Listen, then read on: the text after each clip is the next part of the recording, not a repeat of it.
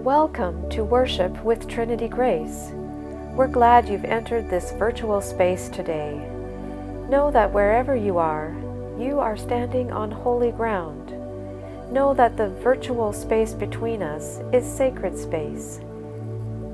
Know that you are loved by God and treasured for all that makes you uniquely you. And now, take a breath. Let go of your concerns and distractions as you are able, and tune in to the divine presence. And as we gather around the light, know that the light is with us and within you, and that the light of Christ joins us together from wherever we happen to be.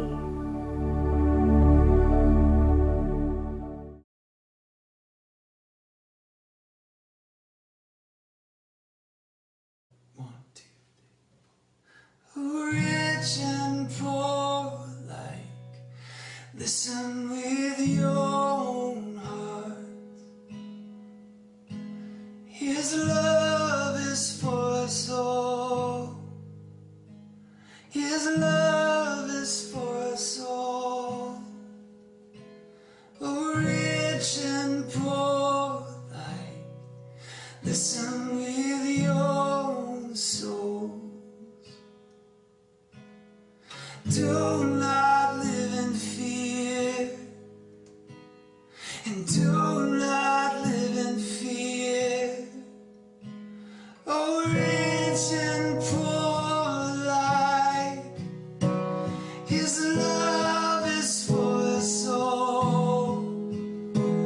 I'm rich and poor, high and low, sick and well. Of this I know, His love is for us all. Yeah, His love is for us all. Sing, His love is for us all. Oh, His love is for us all.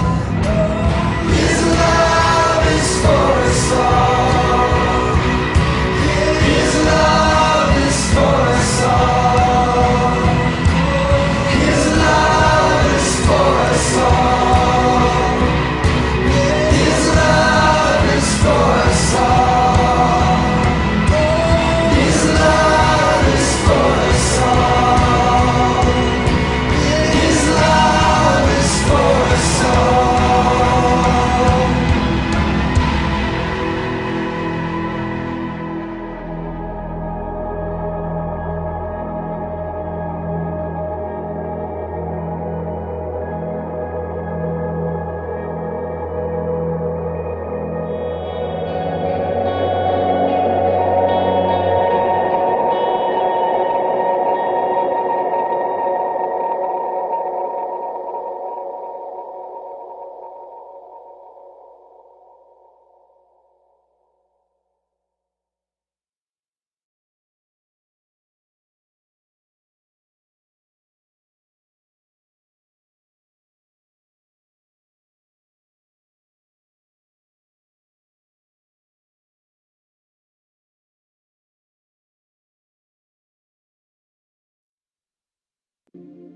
John 10. I tell you the truth.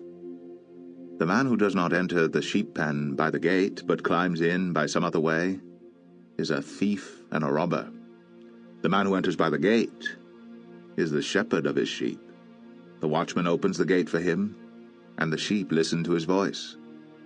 He calls his own sheep by name and leads them out. When he has brought out all his own, he goes on ahead of them, and his sheep follow him because they know his voice.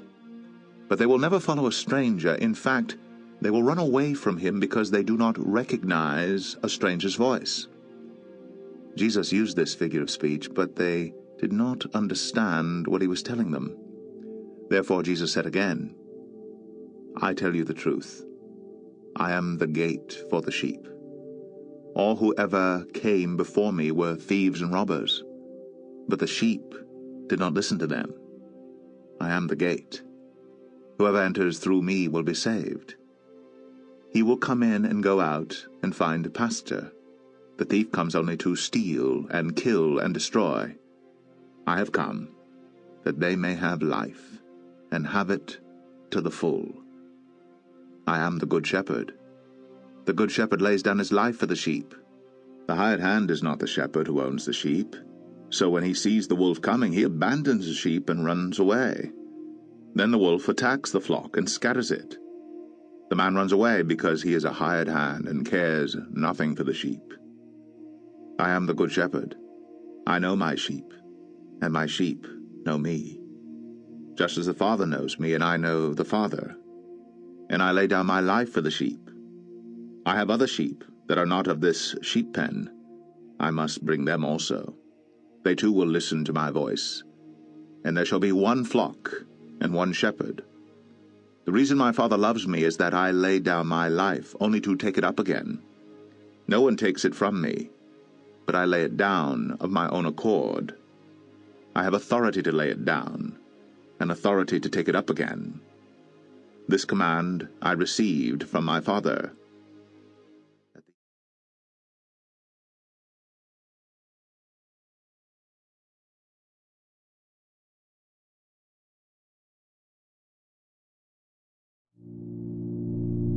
So I think that when we talk about the gospel, like oftentimes, we get like real churchy about it, and people think the gospel is kind of a weird word, even if you're not in church. Like, what is that? What is that? But I mean, honestly, I think at the heart of it, it's really the longing of the soul. What is our soul longing for? What is the good news to our soul? And I think that what we have said the good news is for centuries, I think has been really shaped by a narrative that doesn't necessarily speak to most people in the world today. And so it ain't coming off as good news, you know what I mean? Or very good news, or maybe good enough. And let me explain what I mean by that. I took a pilgrimage about 13 years ago, and this pilgrimage was with about 25 people in a bus over 10 states over 4 weeks, and we retraced the Cherokee Trail of Tears and the African experience in America from slavery to civil rights. And I came to the end of that journey, and I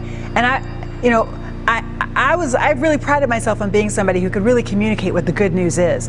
But I came to the end of that journey after having walked the walk of some of the most evil stuff we've ever experienced in this land, and I realized that my understanding of the gospel was mute in the face of this evil. It had nothing to say.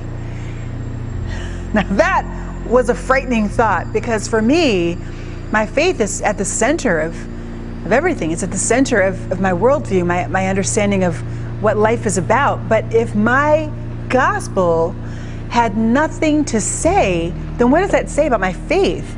So I went on a 13-year journey, basically. This has been a 13-year journey of investigating what is actually the good news in Scripture. And for me, it started in Genesis, and it's weaved its way all the way throughout. Miroslav Volf, in his book Public Faith, he draws a distinction between thin faith and thick faith. And I really do believe that part of the reason why people have been turned off by Christianity and actually just religion in general, over the last few decades, is because we have really borne the fruit of thin faith. Thin faith is the faith that caused the Holocaust. Thin faith is the faith of apartheid. Thin faith is the faith that climate change deniers right now. Hello, somebody. Thin faith is the faith that gives credence to domination, that blesses bombs when you drop them. That's thin faith. But thick faith is the faith of the abolitionist movement. Thick faith is the faith of the suffragist movement. Thick faith is the faith of the civil rights movement. Thick faith is the faith of the environmental justice movement. Thick faith is the faith of Oscar Romero. Thick faith is the faith of Mandela. Thick faith changes the world. And it's that faith that we need today.